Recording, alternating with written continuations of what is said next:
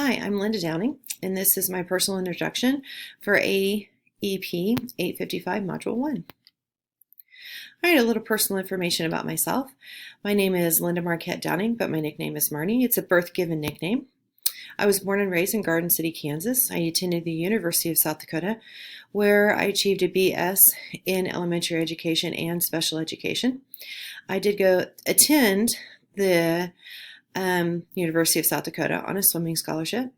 My hobbies are crocheting, reading, searching antique shops and vintage stores, and traveling. Okay, so about my career. I'm working on my 25th year as an educator. My first year was in Dodge City, Kansas. I was a special educator there for kindergarten through third grade.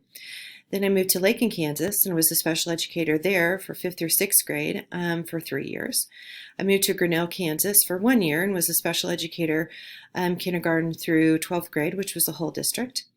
I spent 1 year at Wichita, Kansas at 4th grade in Ingalls Edison. Then I moved to Arkansas City, Kansas, and was a special educator there for 7th grade for 11 years. I then moved to Buckland, Kansas, so I could be closer to my family, back out in southwestern Kansas. I'm the special educator here for what we call junior high, which is 5th through 8th grade, and this is my 8th year here.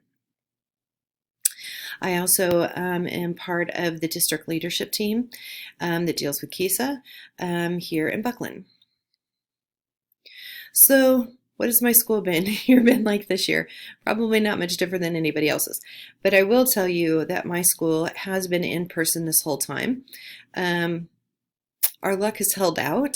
We have not had to have a large quarantine, nor have we had to go remotely yet. You don't know. So one of my administrators said this phrase, and I thought it was very apt for how we're handling this school year, is it's challenging. It's like building an airplane when you're flying it. So my career goal is to work as a special education administrator at an interlocal special education cooperative or at a large district. So here's a quote about the information I'm going to be talking about in my presentation. Leading with positive and ethical values builds trust and brings out the best in people, which brings out the best in the organization, which leads to great results. Lynda Fisher Thornton. So the 3 types of mindset. We have all students can learn. Leaders need to find ways to connect, support, and reach all students. Obviously, I agree with this statement. I'm a special educator, so I do believe that all students can learn at their own, sometimes at their own pace and their own information. May not be at grade level, but they're still learning on a daily basis.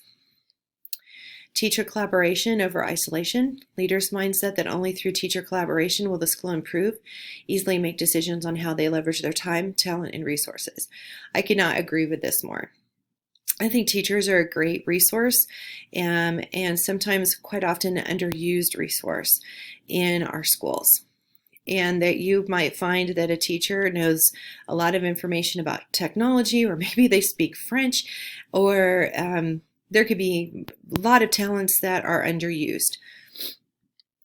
Happiness and optimism. Happiness fuels success, not the other way around. I think this is very true. As a special educator, there are times that my students don't always see a great level of success.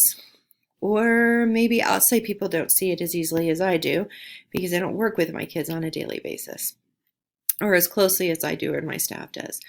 So that's one thing I've learned in being a special educator, that my happiness cannot be contingent upon that, or you will easily burn yourself out. 5 types of disposition. Confidence. Highly effective principals have the confidence to lead despite their critics. I think this is very true. Confidence is something I think is required. Some people just have the ability to have this certain part of themselves that other people are drawn to, or they're willing to listen to that person because of the confidence that they exude. A risk taker and decisive.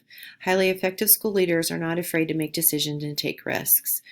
I'm a very decisive person, so for me, working under an administrator who is not decisive is really challenging. I've had to deal with that before in the past, and it was very much of a challenge. I like decisions made. I like to act on those decisions and then move on.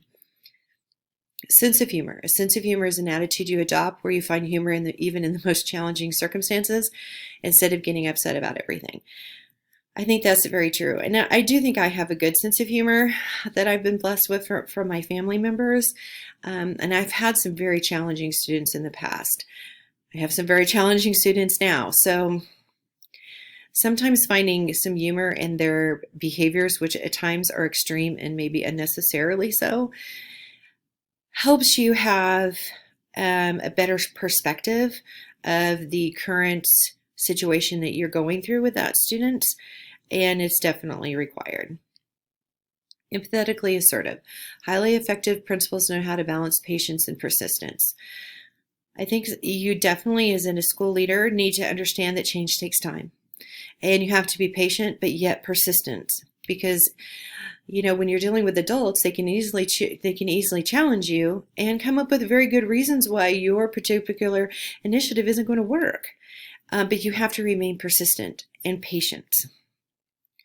A learner. Highly effective school leaders keep current in the field and know how the real learning happens when knowledge is put into practice. I don't know exactly how you could be an effective leader if you're not a learner and you don't learn over time. And if that means that you're learning about new initiatives that other schools are doing or changes that are coming because the state is making changes to certain regulations, those are things that you need to keep on top of, especially now during COVID. 3 types of practices. We have focus and prioritizing. Great school leaders have the courage to say no, to not get distracted, and choose simplicity over complexity. That's something that I have had to learn in my years as being a special educator, is when to say no. It's very easy to say yes and work yourself into the ground. So you have to learn what's your job and what's someone else's job, and make sure that you sort of stay in your own lane. Examining feedback and data. Successful school leaders are hungry for school data and feedback. I think this is very accurate. As a special educator, I've worked many years with data with students, and so you have to know how to move forward. You have to have data to be able to do that. Emotional intelligence. Successful school leaders practice the skill set and behaviors required for leading and engaging others. I will tell you, the best teachers of emotional intelligence are 7th graders. I taught for 7th graders for 11 years. Well, I still do now, but not solely 7th graders. They will teach you self-control because they're just waiting for you to blow up and have a great show. So you have to learn how to practice that particular muscle. So they're great teachers of that. 4 principles of ethical leadership. Personal courage. Administrators must be willing to stand up against policy that they feel are not helpful for their students. I have a great example of that. In a particular school that I know, some of the district leaders have decided the zeros are not a good policy for their middle school. I don't necessarily disagree with that. However, instead of saying that those students then will stay after school to make that up and make sure they don't have zeros, they've just decided that giving them 50% when something isn't turned in is a good policy. But the unfortunate thing is that's not a good policy. So you have to be willing to stand up against those policies, even if they do come from your district, to show that that's not the best way to handle kids, and that's not the best way to build any soft skills. Public interest ahead of self. What is best for students and staff must be placed ahead of the needs of an individual leader. I suppose there's lots of school leaders dealing with that right now with COVID, that they need to look at the greater responsibility that they have with their own communities, that schools are certainly, we understand, could be great spreaders of disease, and you sometimes have to make the hard decisions to not do in person when your community doesn't agree with that, and that must be very challenging. Self-control, self-discipline, and integrity. All types of leadership essentially include these traits in order to be considered ethical. As a teacher, I've really tried to practice all 3 of these. I believe being a teacher is more of a lifestyle than it necessarily is a profession. I will tell you, I have been here 8 years. This is my 8th year as a teacher. I have never walked into our liquor store. First of all, I'm not a big drinker, but if I was, I would never buy it here. And I would also make sure that those pictures would not end up on Facebook. Task and employee centeredness. Successful school leaders focus on both the needs of students and the needs of staff when making decisions. I think that this is very true. I practice this actually almost daily because I do have staff members that I'm sort of their boss. I have 3 pairs that I work with and have for a long time. I'm very blessed with them. But I still have to make sure I'm making decisions that work well for them and well for the students that they work for. I try very hard at the beginning of the year to create a schedule that will work best for them, and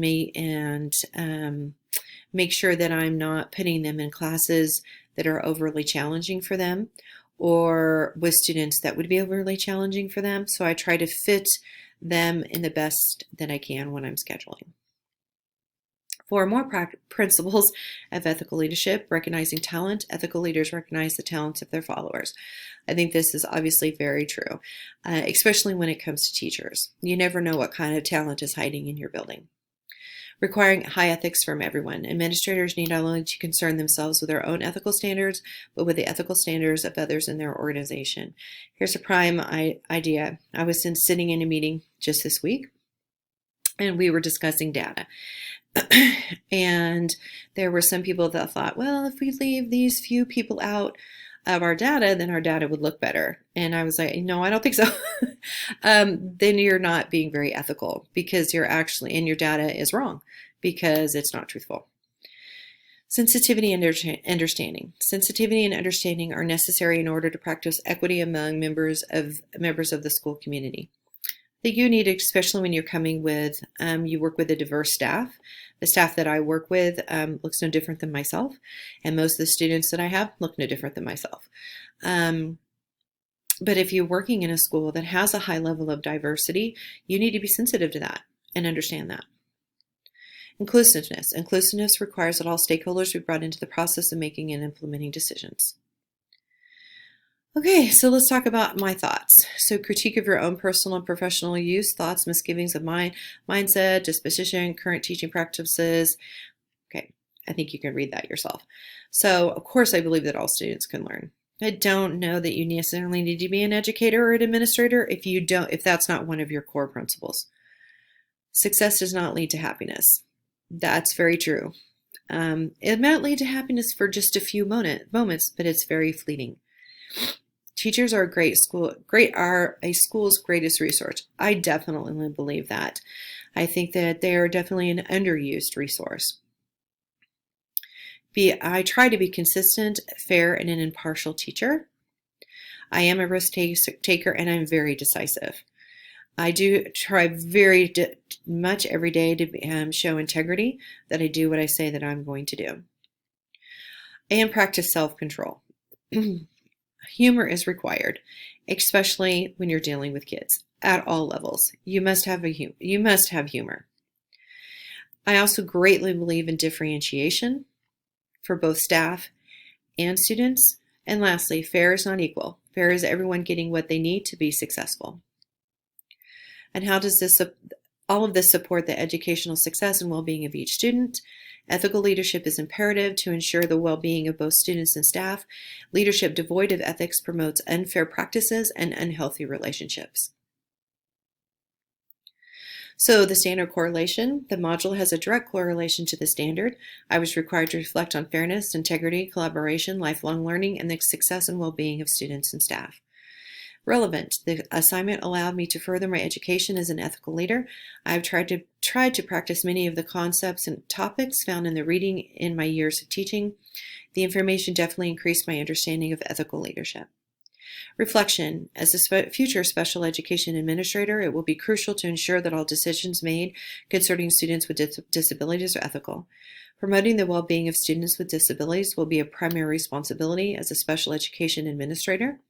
Ensuring FAPE is met for each student with a disability takes ethical leadership. So here's the big concept or the takeaway of my presentation. The challenge of leadership is to be strong but not rude, be kind but not weak, be bold but not a bully, be thoughtful but not lazy, be humble but not timid, be proud but not arrogant, and have humor but without folly, by Jim Rohn. So here are my references. So thanks for taking the time to listening to my presentation, and I look forward to listening to yours.